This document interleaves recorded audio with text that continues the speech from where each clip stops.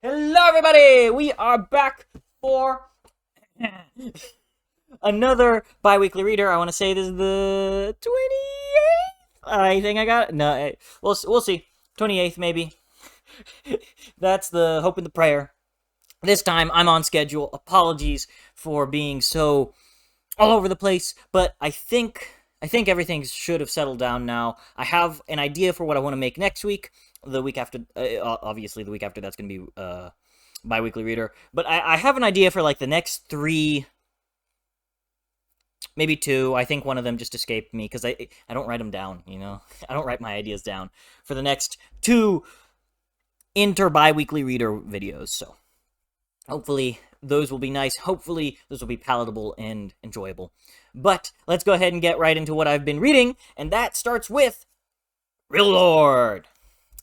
So, I finished a book. Be proud of me. Look at me. I actually took the advice of P.L. Stewart and just kind of decided to read what I felt like reading. And I picked up Rill Lord, and just as always, L.L. Stevens has a magic to her that she kind of just said, "Ha, you're in a reading slump. Don't worry, I've got you." And dragged me right out of it. It was so wonderful. And Rill Lord, although I have a couple problems with it, just maybe in terms of structure, in terms of a certain character, outside of that, this was such an impeccable finale to the series.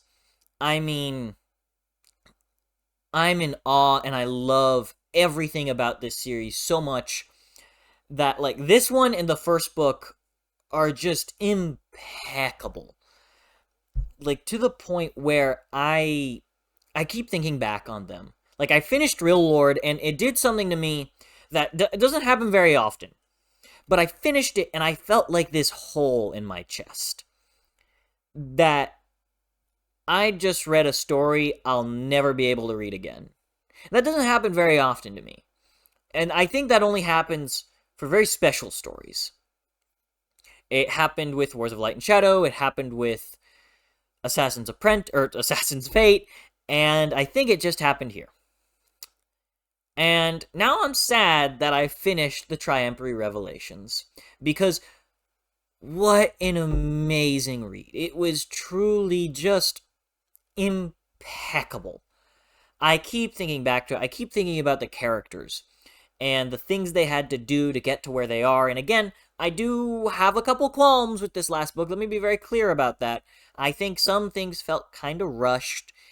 I actually really wanted there to be a lot more conflict around certain things, but it kind of felt like either they're for an epilogue that might come down later down the line, or that we're not going to see, and whatnot. But again, an amazing book that I actually, my only problem with it is that I kind of wanted more, and that's just kind of, I don't know if that's me saying, it's not enough for me. I want more. I want more of these characters, or if it's me saying, oh, I kind of needed a little more. I needed to be fed a little bit more. I didn't finish on a full stomach, and I'm not sure about that. I'm still sitting on it because I finished this yesterday, and that's why I'm not being too stingy on my opinions on it quite yet.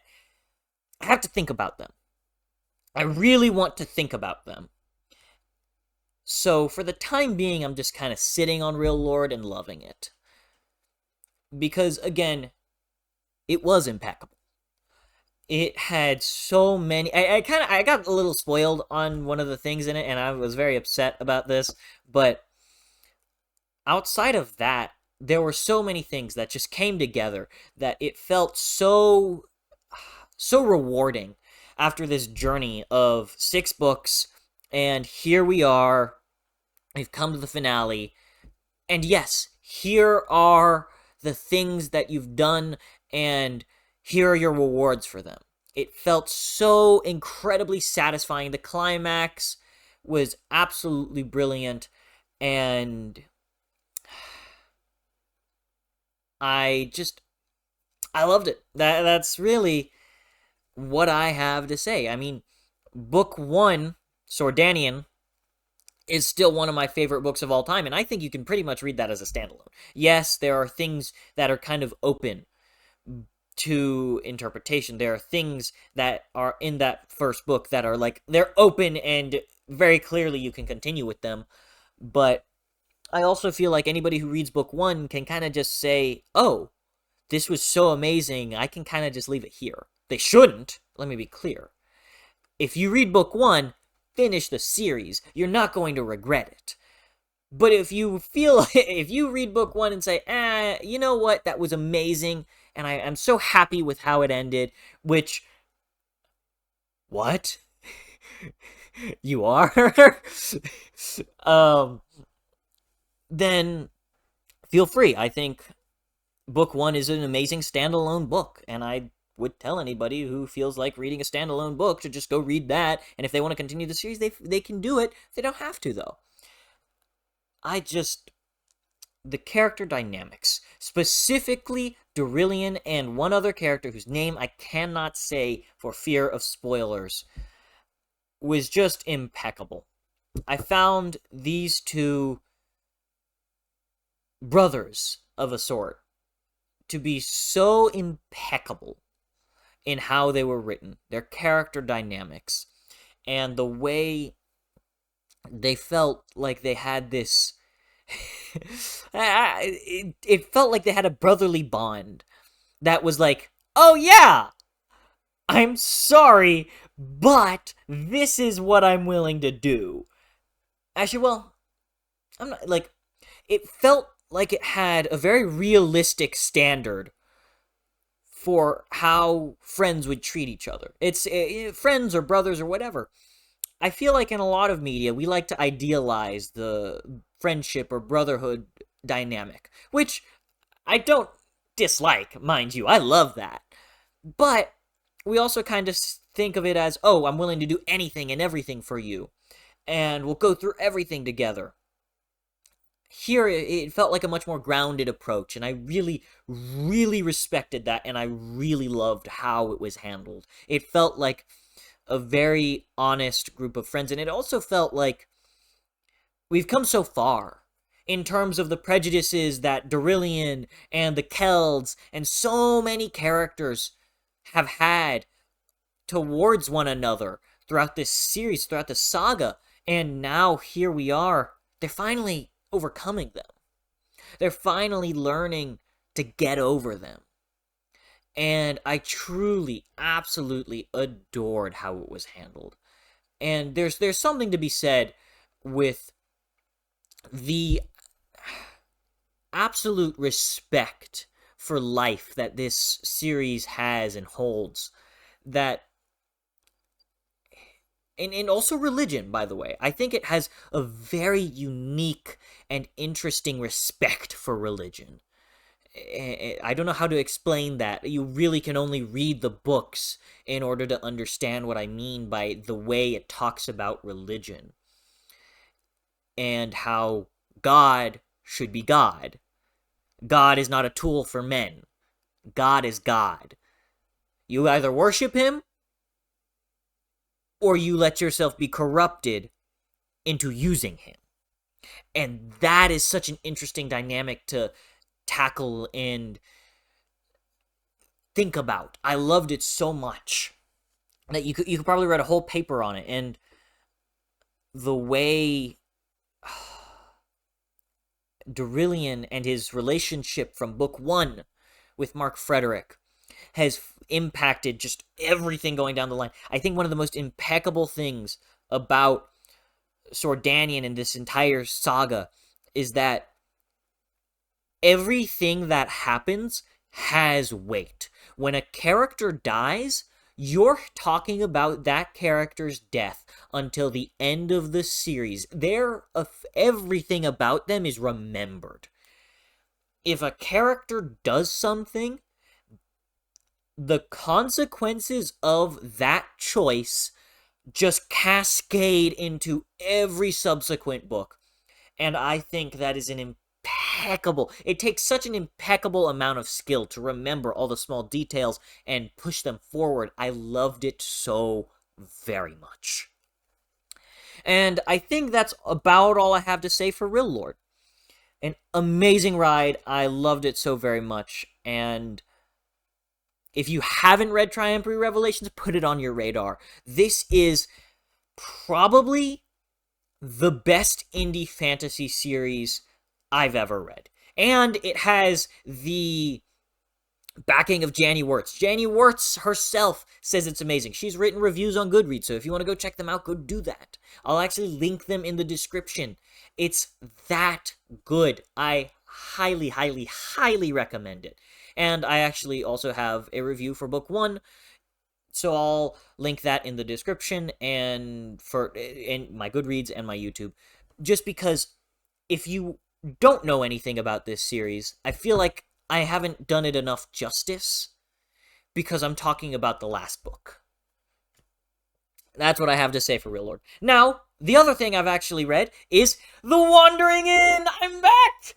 And it's such an amazing ride. So every time the new audiobook has come out, I think there were like 2 audiobooks that I'd read like manually. So those 2 audiobooks I kind of skipped over. But when book, I think it was 18 came out, Archmage's Ire, I waited like a month. And then I binge listened to it. And I'm like, oh, I want to continue now. But now I only have to wait like half a month before the next release, which came out last week, I think. And so I said, okay, I'll wait. And then once it's done, I'm going to hop back in and finish off the volume. And so guess what happened? This morning, I woke up and I finished, well, not finished, I want to say like 20 minutes ago, actually. I was playing a game and I was listening to the audiobook. And I'm like, oh, this is so good. This is so amazing. And then I get that audible, or that thing at the end of a audiobook that says, this was a Podium audiobook production. No! The pain in my soul, in my eyes. It was like, no, it was so good. It was so amazing. And I checked my phone when there was 20 minutes left. And I'm like, this is so good. I don't ever want this to end. Boom. It felt like 2 minutes later, it was over. I'm like, no, you can't do this to me. I need more! More! But it's over. And so I will be finishing up the volume, like, digitally. I can't not do it.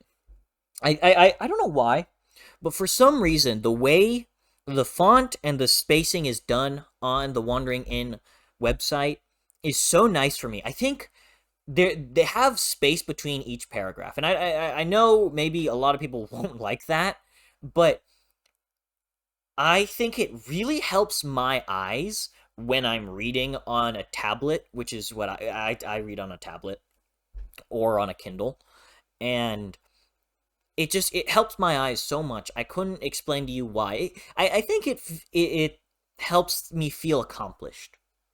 And now I want to talk about The Wandering Inn, like, in its substance real quickly. Oh, this is one of those series that is just impeccable. It's world building. I have qualms with it. Let me be clear. I hate this. I hate this recent trend of, like, stats in books. Like, I can't stand it. I play video games if I want to look at stats, okay? If I want to look at statistics for my character, and if I want to look at whatever skills they have, I'm going to play a video game. I'm not going to read a book for it. So, I remember initially when I read the book, and it's like, innkeeper class obtained level 1. I'm like, oh, it's this. And then but that's not a deal breaker for me. That's the thing. As much as I hate it, I do hate it. I think it's lazy world building. It's boring and dull. It's the same thing as, oh, Avarta Kadarva levitates. Yeah, everybody can do that. Woo, yeah, I'm sorry. Everybody does it. It's boring to me. I don't think it's interesting. That having been said, it quickly said, don't worry, don't you worry, Alex. Don't you worry, dear reader. I've got your back. This may be boring, but everything else isn't. When it lacks in its initial world building, and that's only in its initial world building. Let me be very clear about that. Only in the initial world building. It makes up for in every single character. It has one of the most impeccable casts of characters that I have ever witnessed. I'm in shock because so few series have this ability to make a cast. And it's not a small cast either. It's like a full-blown, probably, we got 1,000 characters minimum. I wouldn't be shocked if somebody told me 1,000 characters are in there, 1,000 characters are named in there. I'm like, yeah, I wouldn't be shocked. And I would say probably 100 of those characters are characters that we have spent time with, and characters that we love, that I've grown to love. And maybe it's sunk cost fallacy. It's a long series. I admit that. It could be sunk cost fallacy. I mean, I admit that One Piece could also be sunk cost fallacy. I've cried at One Piece. Maybe it's because I've just spent so much time with the Straw Hat Pirates, but I don't think so. Because there's something about the big moments that when they hit, if they don't hit, you'll know, okay. But like if, even in the small moments, you're hooked, I don't think that's sunk cost fallacy. Every moment I'm with these characters, I'm like, oh, yes, I love this character. Let me read more about that character. The only character I don't like is Laken. And he's made up for by the cast of characters around him. I don't like Laken. I don't like his partner. I don't like either of them. I think they're annoying. But I think it was in book 11 or so. A certain cast of characters came into Laken's point of view and have never left, and I have never been more grateful for it. It has, I'll just go ahead and say it. Witches are so cool in this world. Every time I hear about them, I'm like, oh, yes, give me more. Because so many things about this world, initially that I disliked, I've come to love. Because it's so vast, it's so grand, that when these different pieces of the board come together in certain ways, you're like, oh. And this is something that One Piece will do. Like, at the start of the story, or early on in the story, they'll talk about these characters, these bigwig characters. And then they'll go on, and these bigwig characters will come up. And they'll show up in bombastic. There we go. I was going to say bambastic. I don't know what that means. But bombastic way, and just be so exciting and interesting, because when they show up, not only have they been built up, but you're like, you're spoon-fed information that's like, oh, I want to know more, and you seem so interesting. But and then these big characters have interactions with these characters that we already know and love, we've come to love, and we find interesting. I think that these casts of characters spread across the planet here are fascinating. And the ways it tackles these ideas of, what would you call it? Like kindness. That this kindness is what can gift to one another this special magic, this power. And it's not like a real magic, by the way. Like, I'm talking metaphorically here. That there's this bond that forms between these peoples, and it unveils the way to deeper secrets within this world, and it's all so incredibly fascinating. I just adore everything about this series. So if you haven't read it, and you're like, It's only because it's only digital. I'll give you that, but not for much longer. It's getting a physical release in, I want to say, October or so. So if you're saying, oh, it's only digital, I don't really feel like reading that. Don't you worry. Don't you worry. It's going to have physical copies soon. So you have no excuse. Go read it. Just do it. Trust me, it's worth your time. It's one of those series that, at the start, I will say, it's kind of like a slice of life fantasy at the start. But as it goes on, it just gets better and better. The way it tackles, just, I don't know how to describe it. The small kindnesses and the bonds that we form in this foreign land, the prejudices that we have and overcoming them. Actually, what it reminded me a lot of when I first started reading it was A Drowned Kingdom. Not the other way around, I meant. Like, when I started reading A Drowned Kingdom, Othrun was a character who has all these prejudices, and he's kind of trying to learn to circumnavigate them. I actually think The Drowned Kingdom does it better, but I also find that Wandering In does it in a very different way. I think they're very different things, and trying to do it in very different ways. I still thought of The Wandering In and was like, huh, it kind of reminds me of that. And some of the ways it's tackled there. I really, really liked it. And yeah, that's all I have to say on Wandering In. I probably babbled on for a very, very long time about it. But if you haven't, go read it. Now I'm going to talk about what I am currently reading. That is, this is going to go by pretty quickly. First is Riddle Master by Patricia A. McKillop.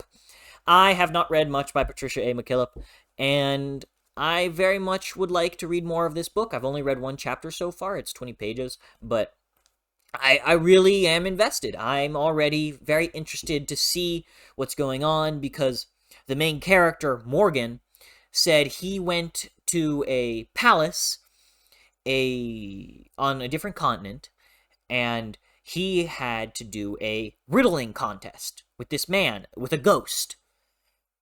And then he said, well, I won the contest that no one's won in 700 years. It's like, okay, how'd you do that? He said, well, I gave an answer. Well, I gave this ancient riddle that no one's ever discovered, and I gave an answer. And I loved that. And it makes him very interesting. But that's not where we start, interestingly enough. We don't get a prologue for that. We don't get anything with that. We just get him with his family and the fallout of that, because he and his family are the royalty of a farming nation, a small farming island nation. And it's very fascinating. Like, oh, what's happening with this? What's happening with that? How are we going to tackle these things going forward? And I'm very interested to see where they're going to go with this, because I want to know what's going on, really. I want to know who this ghost was, and of course, what's his name? A bard comes up, a master bard comes up and says to Morgan, well, are you the person who solved the riddle? Well, yes, I am. And he says, well, if you're the one who solved the riddle, someone has to... Or one of the kings has said that, oh, if you solve the riddle, then you can have my daughter's hand in marriage. I was like, huh? Okay, that's interesting. I want to know who this person is. What is this character like? So now I want to know who these characters are. I want to know... By the way, if you think that's a spoiler, that's Chapter 1. I'm sorry. Chapter 1 is Chapter 1. I can spoil Chapter 1, please and thank you. And absolutely fantastic stuff. So I'm interested in... I've heard it's fantastic, is what I should say. I'm interested in it. Then there's the Green Angel Tower. I'm not going to say much because I don't think I've read much. I think I might have read a chapter or two. I don't have much to say. Sadly, I just don't. I think after Rill Lord, I should be able to kick butt and finish this book and see what happens. And by the way, for this one, it's not going to be much. It's like a chapter a day.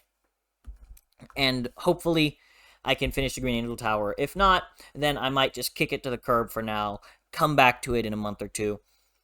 And instead, I'm going to read a different book. And that's called Deadhouse Gates. I can't anymore, okay? I just need to read more Malazan. I need to know, okay? Why is everybody so... Why does everybody say it's so good? Okay, I just need to know. I need to know why everybody says Deadhouse Gates is so good. I want to know so desperately that I just don't care about anything else in the world anymore. That's a joke. I really desperately want to know what this book is about. I've had it on my shelf for far too long to not have read it by now, so I want to read it. Obviously. And of course, I love Gardens of the Moon. I loved book 1, so I need to read this book. And so, if within 4 days, I don't, start feeling the drive forward for the Green Angel Tower, I'm just going to put it down for probably a month or so. Actually, that's probably what I should do. That's not a bad idea, me. I should probably put it on hold for a month. Sadly. And then come and just read this. We'll see what happens. So I'll keep you all posted. But that is I'm definitely gonna start Malazan within the next 2 weeks, because I absolutely want to. Anyways, I think that's all I have for today. Oh, one more thing. I also, like I said, for Riddle Master, I want to read a chapter of that a day. I also want to read a chapter of this a day. So, let's see how that goes. I'm certain that the problem is, I'm worried that if I start this book, I'm gonna just love it and just keep going. Or really any of these books, because I have a problem. When I pick up a book, I need to finish it. And I've never done this before. I've never done a chapter a day. I just kind of beam through one book and we'll see what happens. And if I need to, or maybe this is going to require too much attention, I really don't know. I have no expectations for Stoneblood outside of I'm so interested in the premise, and Vesnerach is such a cool guy that I'm like, okay, well, I'll have to check it out. And so, very, very excited to start this book. And we'll see, I'm very excited to read this book, to continue Riddle Master, to read Deadhouse Gates, to read more to Green Angel Tower. And by the way, it's not because I don't like to Green Angel Tower. That's not why I've put the book on pause. It's just because it's a slow book. Tad Williams is an amazing author, and I want to give it the time it deserves. Deadhouse Gates, I feel like somebody told me Gardens of the Moon is slow. They're liars. They just lie through their teeth. What? It's not a slow book. And if Deadhouse Gates is anything as fast as Gardens of the Moon, it'll go by in a flash.